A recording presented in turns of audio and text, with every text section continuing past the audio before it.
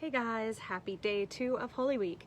Yesterday was Sunday, today is Monday. If you are having trouble keeping track of days like I am, that's just a little helpful tool for you. Yesterday was Palm Sunday, today is Monday, and we are looking at what happened to Jesus after he entered into Jerusalem. Every day this week, during this Holy Week, I will be logging on and reading through the scripture guide that I sent out to all of the youth. But this message is not just for youth, it's for children and adults and hamsters and dogs and cats and whoever. So I hope you enjoy. Today we are reading from Luke chapter 19, verse 45 through chapter 20, verse 8. And this is after Jesus has entered into Jerusalem. He is now entering into the temple. And so we are going to take a quick look at that.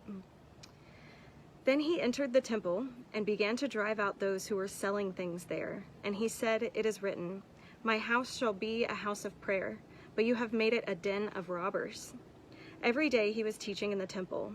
The chief priests, the scribes, and the leaders of the people kept looking for a way to kill him. But they did not find anything they could do, for all the people were spellbound by what they heard. One day, as he was teaching the people in the temple and telling the good news, the chief priests and the scribes came with the elders and said to him, "Tell us, by what authority are you doing these things? Who is it who gave you this authority?" He answered them, "I will also ask you a question, and you tell me. Did the baptism of John come from heaven, or was it of human origin?"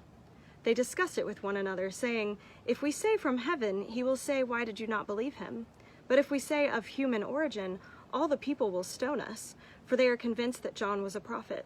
So they answered that they did not know where it came from. Then Jesus said to them, "Neither will I tell you by what authority I am doing these things." I'm just going to share a couple of thoughts that I had when I first read this today. The main thing that stuck out to me, because with the new series I've been working on, Faith Over Anxiety, I've been focusing a lot on Jesus's humanity. When I read this for the first time today, what really stuck out to me was the frustration that Jesus must have felt at this time. I mean, he has done everything he possibly can at this point to spread the good news and to kind of help people understand who God is. And here he comes into Jerusalem during the most stressful time of his life, I'm sure, as we discussed yesterday, and he finds these people abusing the temple. The temple was supposed to be this amazing center where God's work could become real and tangible in our human world. And it just wasn't that. Jesus came and he found these powerful religious leaders of Jerusalem like misusing the temple and using it as a place to make money and to hurt the poor people, which is, by the way, the exact opposite of what Jesus was telling people to do. So honestly, out of all of this, what I got today was just frustration. And I can just understand maybe a little bit better after reading this, just how stressed and frustrated Jesus must have been through this whole time, through his whole ministry, not just now, but through his whole ministry. But this really kind of helped bring it to light for me today.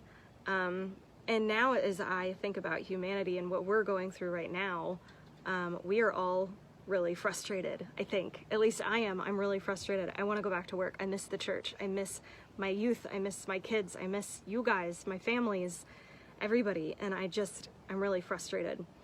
And there is a comfort there this week in Holy Week of knowing that Jesus also faced frustration. Obviously, like, this is tiny compared to other things that he's going to face, but that frustration was there, and he was just tired of people not listening.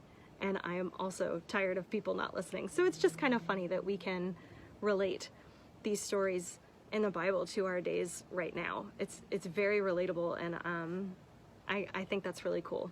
Anyway, that's my thought for today. That is the reading for today, Monday, day 2 of Holy Week. I will see you guys tomorrow as promised for day 3 on Wednesday. Tuesday. See, I can't keep track of days. Tomorrow is Tuesday. Oh my gosh. All right. See you guys tomorrow on Tuesday.